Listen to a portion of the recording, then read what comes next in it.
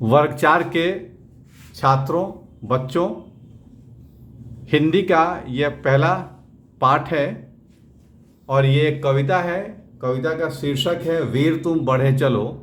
ये कविता रची गई है श्री द्वारिका प्रसाद माहेश्वरी के द्वारा। और इस कविता का मूल भाव क्या है कि जो हमारे बच्चे हैं, यानी कि आप लोग हैं, जो छात्र हैं, जो बच्चे हैं, वही देश के भविष्य हैं और कल वही बड़े होकर के देश की सेवा और देश की रक्षा करेंगे।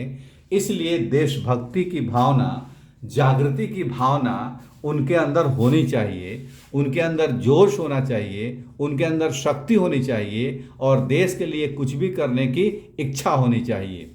तो कवि उनको संबोधित करते हुए कहता है कि वीर तुम बढ़े चलो, धीर तुम बढ़े चलो, हाथ में ध्वजा रहे, हाथ में ध्वजा रहे, बाल दल सजा रहे।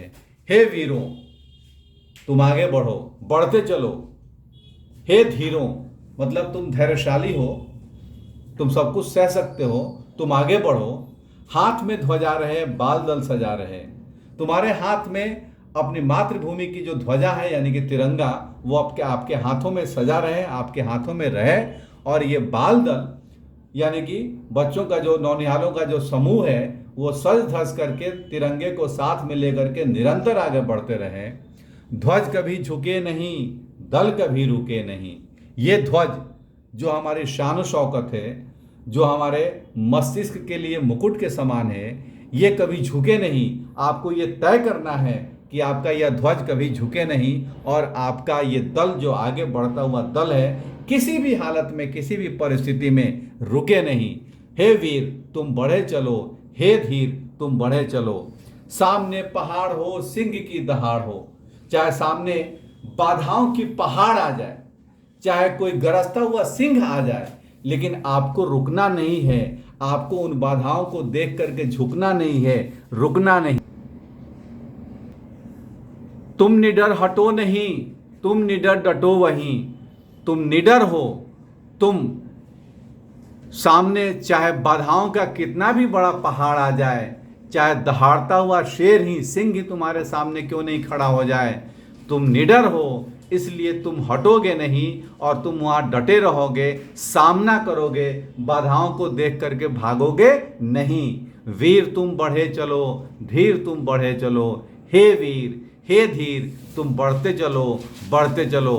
प्रात हो कि रात हो, संग हो ना साथ हो, चाहे सुबह हो चाहे रात हो, परिस्थितियां कैसी भी हो, चाहे आपके साथ कोई हो या ना हो, आप साथ में हो या अकेले हो, लेकिन आपको निरंतर आगे बढ़ते जाना है।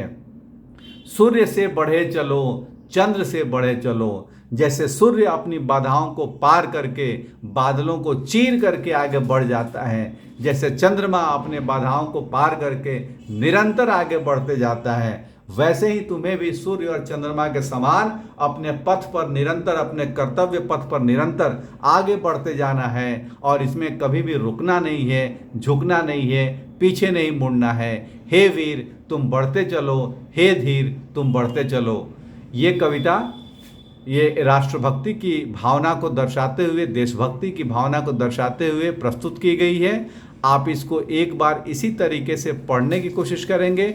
शब्दार्थ दिया हुआ है, इसको कॉपी में लिखेंगे और कोशिश करेंगे इसके प्रश्नों को भी करने के लिए। वैसे अगली कक्षा में इसका भावार्थ भी लिखाया जाएगा और प्रश्नोत्तर भी कराए जाएंगे। बहुत बहुत धन्यवाद।